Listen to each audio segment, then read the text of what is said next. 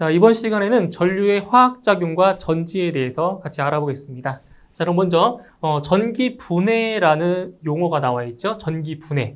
자, 이 전기분해를 통해서 바로 그 전지의 화학작용이 일어나는 거죠. 그래서 물에 전기를 흘려서 산소와 수소를 이렇게 만들어내는 현상을 전기분해라고 보시면 되겠습니다. 그래서 이 물 일종의 이제 전해액이라고 하는데, 이제 물에다가 전기를 흘려서 바로 산소와 수소를 만들어내는 그러한 현상이라고 보시면 되겠습니다.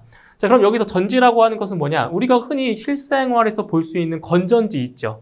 뭐 충전해서 사용할 수 있는 충전지도 있고요. 뭐 건전지, 일회용으로 사용되는 건전지도 있는데, 이제 그러한 전지를 지금 말하는 거예요. 그래서 물질의 화학적 에너지를 바로 전기적 에너지로 변환시켜주는 일종의 뭐 장치라고도 볼 수 있겠죠. 그죠? 조그만 건전지 같은 것들. 그죠? 그래서 화학적 에너지를 전기적인 에너지로 변환하는 장치다. 이게 바로 전지라는 것이고요.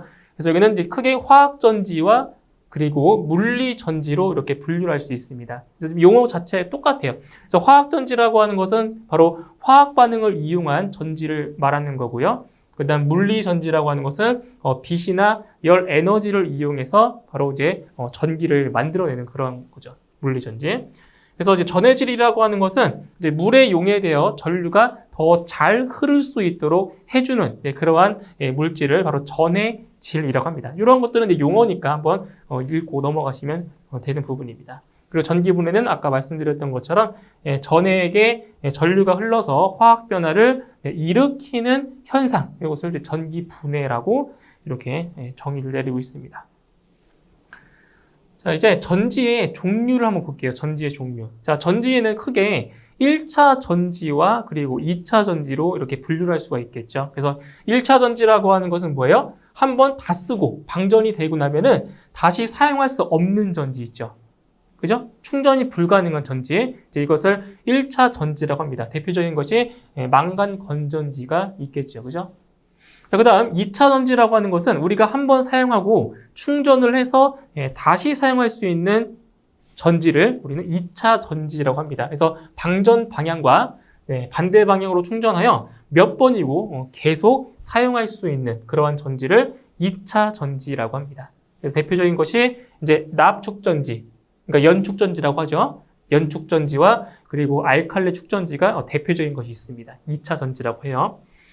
자, 그럼 여기서 일단 납축전지, 연축전지를 한번 보도록 하겠습니다. 자, 똑같아요. 연축전지 또는 납축전지 같은 용어예요.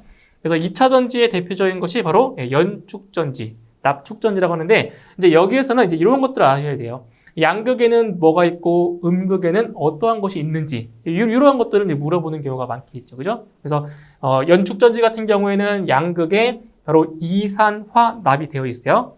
그죠? PbO2 이산화납이고요. 음극에는 바로 납으로 이제 되어 있습니다. 그래서 이걸 아셔야 돼요. 양극에 이산화납, 그리고 음극에는 납이다라는 거, 이거 꼭 기억을 하셔야 되겠고요. 그 다음 전해액. 그러니까 전해액이라고 하는 것은 뭐예요? 전류가 더 잘 흐를 수 있도록 해주는 물질이라고 했죠. 그래서 여기서 연축전지 같은 경우에는 그 전해액으로 묽은 황산을 사용하고 있습니다. 묽은 황산이 바로 전해액이고요. 그 다음 비중은 1.2에서 1.24 정도, 이 정도 되겠죠. 그죠? 비중은.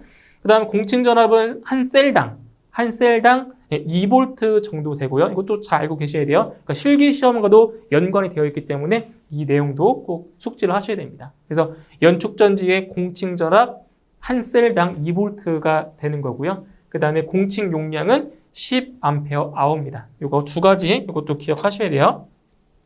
이 공칭 전압과 공칭 용량, 이거 상당히 중요한 거니까 반드시 암기를 하셔야 되겠습니다. 자, 그 다음 화학 반응식 같은 경우에는 이게 직접적으로 출제가 되지는 않아요. 이건 화학 반응식은 이런 식으로 충전과 방전이 이루어지고 있다라는 거, 이 정도만 조금 이해를 하시면 되겠습니다. 그래서 여기 이제 왼쪽에 보시면은 그 왼쪽에서 오른쪽으로 하는 것이 뭐예요? 방전. 이걸 사용할 때 방전되는 거잖아요. 그래서 이제 방전이 다 되고 나서 충전은 반대 방향으로 이렇게 이쪽 방향으로 충전을 하는 거죠. 그죠? 이게 2차 전지의 대표적인. 그래서 요 플러스 양극에는 이산화납이 있고요. 그리고 마이너스 음극에는 이렇게 납으로 되어 있습니다. 그리고 여기 뭐가 있어요? 바로 전해액, 묽은 황산, 그죠? 전해액이 이렇게 있어서 전류가 더 잘 흐를 수 있게 도와주는 물질이 이렇게 있는 거죠. 묽은 황산입니다. 그죠? 이렇게 해서 이제 반응이 이렇게 나오는 거죠. 양극, 음극. 그리고 물이 발생해요, 물. 그래서 이게 전기분해라고 하는 것이 뭐예요? 바로 그 전류를 흘려서 그 산소와 수소를 만들어준다고 했죠. 그죠? 그래서 이런 식으로 연축전지는 이런 식으로 화학 반응식이 이루어지고 있다라는 거 그냥 참고만 해주시면 되겠습니다. 자, 그 다음에 이제 연축전지와 이제 대표적인 게 뭐가 있어요? 바로 알칼리 축전지가 있죠. 알칼리. 이것은 니켈 카드뮴 전지라고도 하는데요. 자, 여기서 이제 양극과 음극이 있어요. 양극에는 바로 수산화 니켈로 이루어져 있고요. 그 다음에 음극으로는 카드뮴. 카드뮴은 아주 우리 그 인체에 유해한 그런 중금속이죠. 그렇죠? 카드뮴 같은 경우. 그래서 양극에는 수산화 니켈, 그리고 음극에는 카드뮴으로 이루어져 있습니다. 이게 알칼리 축전지고요. 그리고 전해액으로는 이게 뭐예요? 수산화 칼륨. 수산화 칼륨이 전해액으로 지금 사용되고 있습니다. 그다음 비중 같은 경우에는 거의 이제 연축전지와 거의 비슷하죠. 1.2에서 1.25 정도가 되겠고요. 그 다음에 공칭전압은 한 셀당 1.2V입니다. 이것도 마찬가지로 암기하셔야 돼요. 암기하셔야 돼요. 그러니까 축전지의 용량을 구할 때 이걸 사용하기 때문에 자, 공칭전압 한 셀당 1.2V, 그 다음 공칭 용량은 5A/h가 되겠습니다. 자, 그리고 이제 화학 반응식도 마찬가지로 이렇게 반응이 되고 있다라는 거, 이 정도만 참고하셔서 보시면 되겠습니다. 이게 바로 화학 반응식이 되는 거죠. 자, 그 다음에 이제 전지에 이제 나타나는 이상 현상들이 있어요. 대표적으로 두 가지를 이제 보시면 되겠는데, 자, 전지에 나타나는 이상 현상 두 가지예요. 바로 분극 현상과 그다음 국부작용이 있습니다. 대표적인 두 가지가 있어요. 그래서 먼저 분극 현상이라고 하는 것은 뭐냐? 자, 전지에 부하를 걸면, 그러니까 부하라고 한다는 것은 예를 들어 뭐 꼬마전구 같은 거, 이것도 한 일종의 부하가 되겠죠. 그래서 전지에 자 부하를 걸면 양극에 수소가 달라붙어 전류의 흐름을 방해하는 현상이다. 이것이 바로 분극 현상 또는 성극 현상이라고 하는 거죠. 그래서 이거는 기전력이 감소하는 현상을 말하는 겁니다. 그렇죠? 그래서 수소가 달라붙어서 전류의 흐름을 방해한다. 이것이 바로 분극 현상이 되는 거고요. 그다음 국부작용은 뭐예요? 국부작용은 자, 이거는 이제 전지를 오랫동안 사용하지 않고 방치를 해놓으면 바로 못 쓰게 되는 현상. 이것이 바로 국부현상인데 국부작용. 자, 전지의 전극에 사용하고 있는 아연판이 불순물에 의한 전지 작용으로 인해 자기방전하는 현상이다. 그래서 전지를 오랫동안 쓰지 않고 방치를 해두면 바로 못 쓰게 되는 현상. 이것을 바로 국부작용이라고 합니다. 그래서 전지에 나타나는 이상 현상, 대표적인 두 가지 정도 기억을 해두시면 되겠습니다. 분극 현상과 국부작용이 있습니다. 자, 그 다음, 전지의 접속입니다. 전지의 접속. 자, 우리 왜 그 앞 시간에 그 저항을 접속할 때 직렬로 접속하는 방법이 있었고, 그 다음 병렬로 접속하는 방법이 있었죠. 그죠? 자, 여기 전지도 마찬가지로 접속하는 방법에는 두 가지가 있습니다. 바로 직렬로 접속하는 경우와 그리고 병렬로 접속하는 경우가 있는 거죠. 그래서 먼저 여기 그 그림을 보시게 되면은 지금 여기 점선으로 되어 있는 것이 이게 바로 건전지를 지금 그려놓은 거예요. 건전지가 되겠고요. 이 건전지에다가 전지에다가 지금 지금 부하를 걸어 놓은 거예요. 저항, 그죠? 부하를 걸어 놨어요. 그리고 이 전지 내에도 무엇이 존재하냐? 바로 내부 저항이라는 것이 존재를 합니다. 내부 저항. 뭐 극히 작겠죠. 크진 않을 거예요. 그죠? 저항 값이. 그래서 전지 안에 있는 내부 저항이 존재를 하죠. 자, 그럼 여기서 이 전지의 기전력을 E라고 하면, 그러니까 기전력이라고 하는 건 뭐예요? 전류를 흐르게 하는 에너지원이다. 그죠? 전류를 흐르게 해주는 원천. 이것을 기전력이라고 하는데, 바로 이 전지의 기전력을 E라고 한다면은 우리가 그 흔히 사용하는 그 건전지 같은 경우에는 몇 볼트를 사용해요? 바로 1.5V를 많이 사용하고 있죠. 그죠? 그게 기전력인 거예요. 1.5V. 그죠? 그래서 기전력이라고 했을 때 바로 우리 이걸 알 수 있는 거죠. 지금 이 회로에 흐르는 전류가 지금 I라는 전류가 흐르고 있습니다. 그죠? 그러면은 지금 이 회로의 저항이 두 개의 저항이 있잖아요. 전지의 내부 저항이라는 것이 있고 그리고 부하 저항이 있어요. 그러면 이 전지의 내부 저항에 이제 걸리는 전압, 뭐 일종의 전압 강하라고 할 수 있겠죠. 그리고 부하에 걸리는 전압, V는 IR, 오음의 법칙에 의해서, 그죠? 그럼 뭐냐? 이거는 이제 키르호프의 그 전압 법칙에 의해서 지금 자 E라는 기전력이 공급되고 있어요, 그죠? 그리고 전압 강화는 두 군데에서 지금 전압 강화가 일어나고 있는 거고요, 그죠? 그래서 이 기전력 E는 자 전지의 그 내부 저항에 걸리는 전압 얼마예요? 전류 곱하기 저항이죠. 그래서 IR, 그죠? 이렇게 되겠고요. 그다음 부하에 걸리는 전압 V는 IR 플러스 IR 이렇게 된다는 거죠. 이렇게. 자, 그럼 여기에서 이제 전류 I로 이렇게 묶어주면 뭐가 돼요? R 플러스 라지 R이 되는 겁니다. 이런 식으로. 그러니까 이런 식이 성립한다는 거죠. 그러니까 이 전지에도 소량의 작은 크기의 내부 저항이 있다라는 거죠. 이렇게. 그래서 요 단자 전압이라고 하는 것은 일종의 이 부하 저항에 걸리는 전압을 말해주는데 좀 전에 설명드렸던 이 식에서 바로 뭘 구하라는 얘기예요? 바로 이 V의 값을 구하자는 거죠. V의 값을. 그러면 V의 값을 구하면 어떻게 돼요? E는 IR 플러스 I 라지 R이 돼버리니까 이게 뭐예요? 이게 V잖아요. V. 그죠? 그래서 V는 전지의 기전력에서 바로 여기 있죠. 내부 저항에 걸리는 전압을 빼주면 되는 겁니다. 이게 바로 단자 전압이 되는 거죠. 그죠? 자, 그러면 이제 전지에 접속하는 방법 중에서 먼저 직렬 접속을 한번 보도록 할게요. 직렬. 자, 직렬이라고 하는 것은 뭐예요? 직렬 연결은 바로 일렬로. 그죠? 일렬로 지금 접속을 한 거예요. 자, 여기 그림을 보시게 되면 지금 전지가 하나, 둘, 세 개의 전지가 있어요. 기전력이 E1, E2, E3 그리고 내부 저항이 R1, R2, R3 이렇게 되어 있죠. 그러니까 이런 겁니다. 그러니까 여기가 지금 플러스니까 이제 굳이 그림으로 그리자면 전지가 이렇게 하나 있죠. 이런 식으로 되어 있겠죠, 그죠? 여기 위쪽이 플러스 방향이니까. 자, 그다음 두 번째 전지도 이렇게 되어 있을 거고요. 딱 붙어 있는 거예요, 이렇게. 세 번째 전지도 이렇게 직렬로 지금 연결이 되어 있어요. 일렬로 연결된 것을 우리 직렬이라고 하는 거잖아요. 그죠? 직렬로. 그래서 기전력 E1, E2, E3 세 개의 기전력이 있겠고요. 그리고 내부 저항도 R1, R2, R3 이렇게 있을 거라고요. 그리고 부하 저항 R이 이렇게 직렬로 연결이 되어 있죠. 그죠? 자, 그러면 여기서 우리 지금 기전력이 얼마예요? 기전력이 세 개의 기전력이 있죠. 그죠? 그럼 기전력의 합은 어떻게 돼요? E1, E2, E3를 전부 합한 값. E0. 그러니까 예를 들어서 이 전지의 기전력 하나당 전압이 1.5V다.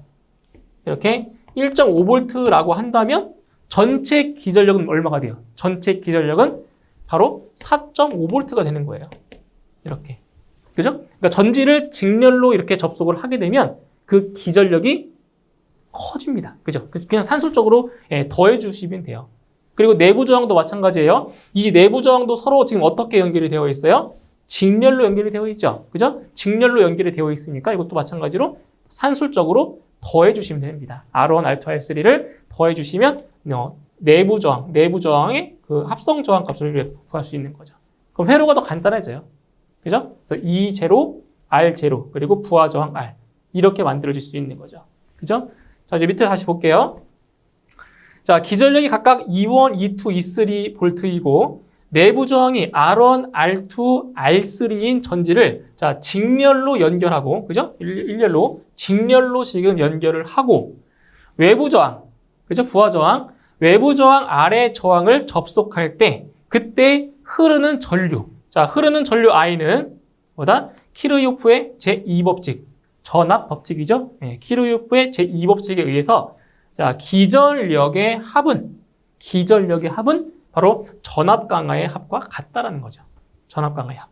그죠? 기전력 E1, E2, E3 합한 거죠. 기전력의 합은 공급되는 기전력의 합은 바로 이 회로에서의 전압 강화의 합과 같다. 그래서 IR1, IR2, IR3, 그 다음 I 라지 R. 그러니까 이거는 여기겠죠. 여기. 전류가 지금 I라면 I만큼 흐르기 때문에. 그래서 이걸 I로 묶어주면 이렇게 나오겠죠. 그죠? I로 지금 다 묶은 거예요. I로 다 묶어주면 식이 이렇게 나옵니다. 이렇게. 그죠?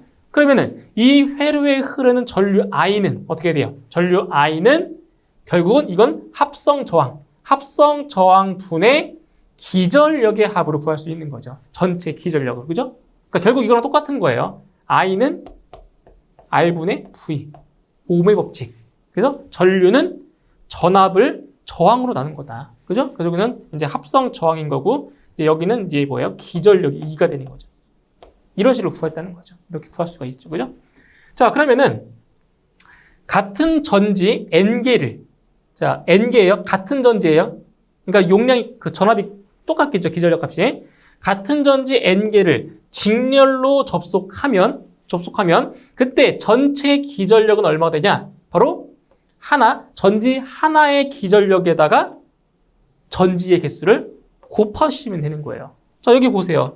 지금 이 세 개의 전지를 직렬로 연결했죠. 자, 똑같은 용량입니다. 1.5V라는 거죠. 그래서 여기는 1.5에다가 곱하기 3을 해서 4.5가 나온 거잖아요. 그렇죠? 그러니까 하나의 전지, 한 전지의 기전력에다가 접속한 개수를 곱해주면 바로 전체 기전력이 나온다는 겁니다. 그죠? 그래서 R0는 뭐예요? R0도 마찬가지겠죠? R0, 내부 저항, 내부 합성 저항이 돼. 전지의 내부 합성 저항도 마찬가지로 자, 하나의 내부 저항에다가 접속한 개수만큼을 곱하시면 되는 거예요. 그죠? R0는 NR. 그래서 결국 뭐가 나오냐? 이게 나오는 거죠. N2는 I, NR 플러스 R. 그러니까 아까 했던 요 식 있잖아요. 요 식에서 R1, R2, R3 이것을 뭘로 바꾼 거예요? NR로 바꾼 것 뿐이죠. 그렇죠? 그리고 이제 여기는 뭐예요? 여기는 N2로 바꾼 거죠. N2. 이렇게. 그죠? 이런 식이 나온다는 거죠. 같은 전지를 여러 개 접속했을 때. 그래서 전류 구하는 식이 이렇게 나오는 거예요. I는 NR 플러스 라지 R분의 N2다. 이거는 굳이 이게 식으로 표현됐기 때문에 어려워 보이잖아요. 근데 이게 숫자로 나오면 오히려 계산하기는 더 편해요. 그러니까 이게 지금 문자로 나와 있기 때문에 어려워 보이는 것 뿐이에요. 그러니까 생각해보면 간단한 문제인 거죠. 자, 그래서 정리를 하면 기전력. 자, 전압은 몇 배가 증가한다? N배가 증가한다. 그렇죠? 여기 나왔잖아요. N배 곱했잖아요. 그죠? 자, 기전력은 N배가 증가하는데 자, 뭐는 동일하다? 용량 자체는 동일합니다. 용량. 아시겠죠? 자, 증가하는 거는 기전력만 증가하고요. 자, 용량은 동일합니다. 직렬로 접속했을 때. 아시겠죠? 이게 바로 전지의 직렬 접속하는 방법이고요. 자, 그 다음에 두 번째로 이제 전지의 병렬 접속. 그러니까 직렬의 반대에는 병렬로 보시면 되겠죠? 병렬. 그러니까 병렬이라고 하는 건 뭐예요? 자, 직렬은 일렬로 연결한 것을 이제 직렬이라고 하잖아요. 그죠? 근데 병렬 같은 경우에는 어떻게 연결한 거예요? 병렬은 나란히. 그죠? 나란히 연결한 거지. 이런 식으로 나란히 접속한 거. 이것을 이제 병렬 접속이라고 합니다. 자, 그럼 여기서 전지를 한번 표현을 해볼게요. 전지를. 지금 똑같이 세 개를 연결했어요. 같은 전지겠죠? 이렇게 전지 세 개를 이렇게 병렬로 지금 접속을 한 겁니다. 이런 식으로 접속했어요. 그죠? 근데 우리 직렬 접속인 경우에는 그 기전력 자체가 E1, E2, E3를 더했잖아요. 그죠? 더했는데 병렬인 경우에는 어때요? 똑같아요. 그러니까 지금 이게 이 세 개의 전지가 이렇게 병렬로 연결되어 있기 때문에 여기에 걸리는 기전력 자체는 똑같다는 거죠. 얼마? 2로 똑같다는 거죠. 그래서 변화가 없어요. 기전력 자체는 변화가 없어요. 여기다 100개를 이렇게 병렬로 접속해도 기전력은 똑같이 2가 됩니다. 안 변해요. 그래서 이거는 E0가 그대로 2가 되는 거죠. 2가 되고요. 그 다음에 내부 저항 같은 경우는 어떻게 해요? 내부 저항 같은 경우에는 자, 직렬일 경우에는 어떻게 돼요? 직렬일 경우에는 곱했잖아요. 그죠? 더했잖아요. 그런데 병렬인 경우에는 어떻게 돼요? N분의 R이 됩니다. 지금 여기서는 지금 3개죠, 3개. 3개를 연결했기 때문에 여기 이때는 3분의 R이 되겠죠. 근데 만약에 똑같은 전지 M개를 이렇게 병렬로 연결했다라고 하면 그때는 뭐가 돼요? N분의 R이 되겠죠. 똑같은 전지를 n분의 r이 돼요. 근데 지금 여기는 3개를 연결했기 때문에 3분의 r이 될 겁니다. 3분의 r. 3개 연결했으니까 4개 연결했다? 그러면 4분의 r이 되겠죠. 이런 식으로. 같은 전지니까. 그리고 부하 저항도 이렇게 연결이 되어 있고요. 그래서 같은 전지 몇 개를 m개를 같은 전지 m개를 자, 병렬로 접속을 하면 자, 기전력은 어떻다고? 기전력은 안 변해요. 똑같습니다. 똑같이 2가 되고요. 그 다음 내부 저항은 n분의 r이 되는 거죠. 왜냐면 지금 같은 전지이기 때문에. 같은 전지라고 하는 거는 내부 저항도 같기 때문에. 그죠? 그래서 n분의 r이 바로 내부 합성 저항이 되는 겁니다. 그죠? 이렇게. 자, 그러면 어떻게 돼요? 자, 기전력 E는 지금 어떻게 그 V는 IR이라는 그 오음의 법칙에 의해서 지금 전류 I만큼 흐르고 있잖아요. 그죠? 전류가. 그래서 I 곱하기 자, 저항은 합성 저항은 여기 지금 n분의 r이라는 저항과 부하 저항 라지 r이 직렬로 연결되어 있기 때문에 그냥 더하시면 되는 거죠. n분의 r 플러스 라지 r이다. 그죠? 이렇게 식을 만들 수가 있다는 거예요. 그럼 이 식에 의해서 이제 무엇을 알 수가 있냐? 이 회로에 흐르는 전류 I는 바로 n분의 r 플러스 라지 r분의 기전력 2가 된다는 거죠.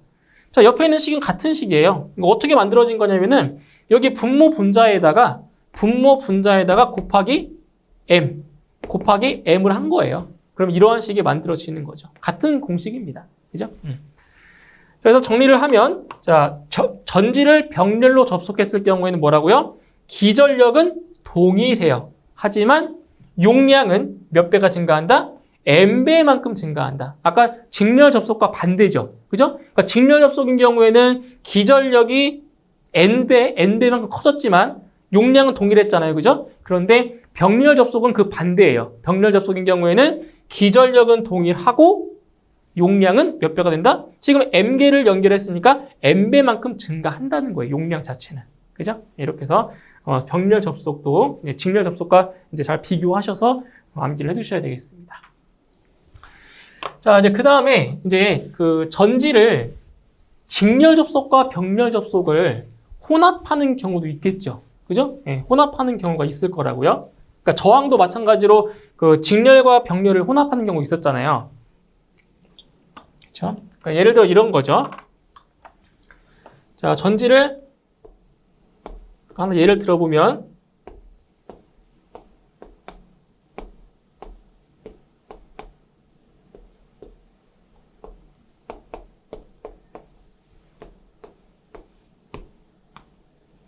이런 겁니다. 이런 거. 그러니까 이 두 개의 전지는 병렬로 연결이 되어 있고요. 전체적으로 봤을 때는 이렇게 보시면 직렬 접속인 거잖아요. 그죠? 그러니까 직렬 접속과 병렬 접속이 혼합되어 있는 거다. 그래서 보시면 같은 전지 n개를 직렬로 접속한 것을 자 보세요. 같은 전지 n개를 직렬로 접속한 것을 몇 줄? m줄 만들어서 이 m줄을 병렬로 접속하면 자 이런 얘기예요. 지금 여기서 이 내용은 그림이 이렇게 그려진다는 거예요. 자 보세요. 이 내용대로 그림을 그려보면 이렇다라는 거죠. 자 같은 전지 n개를 일단 직렬로 접속했대요. 직렬 이런 식으로. 자 보세요.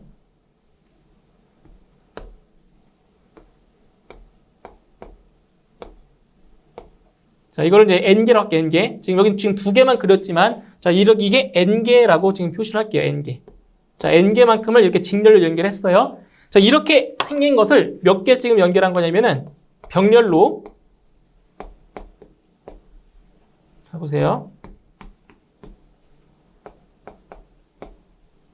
자 이렇게 생긴 것을 이제 몇 개를 연결한 거냐면은 이렇게 m개만큼을 이렇게 지금 병렬 접속한 거예요. 지금 그 얘기입니다. 같은 전지 n개를 직렬로 접속했어요. n개를 직렬로 접속, n개를 자 직렬로 접속한 다음에 그것을 m개의 줄로 m개 하나, 둘, 셋, 넷 몇 개? m개 이런 게 m개 있다는 얘기예요. m개 자 m줄로 만들어서 이 m줄을 어떻게? 병렬로 접속을 하면 나란하게 접속하면 잘 보세요. 자 기전력은 얼마 돼요? 기전력은 몇 배라고요? n배. 그죠? n배라고요. 왜냐면 여기의 기전력과 여기의 기전력과 여기의 기전력 전부 다 동일하다라고 했죠. 병렬 접속일 때. 근데 지금 여기에서 이 한 줄로 보면 이 제로가 얼마예요? n 곱하기 2죠. 그렇죠? 직렬로 접속했으니까. 그런데 여기도 n2, 여기도 n2, 여기도 n2. 동일하다고요. 병렬일 때는. 그래서 전체 기전력은 n 곱하기 2가 되는 거고요. 근데 내부 합성 저항은 얼마가 되겠어요? 내부 합성 저항은 얼마가 돼요? 지금 여기에서 보세요. 여기에서의 합성 저항은 n 곱하기 뭐예요? nr이죠. nr이죠. 그런데 이런 게 몇 개 지금 연결되어 있어요? m개만큼 연결되어 있죠. m개만큼. 그러면 여기에서는 내부 합성 저항은 m분의 nr이 되는 거죠. 그래서 이렇게 n분의 n 곱하기 r이 되는 겁니다.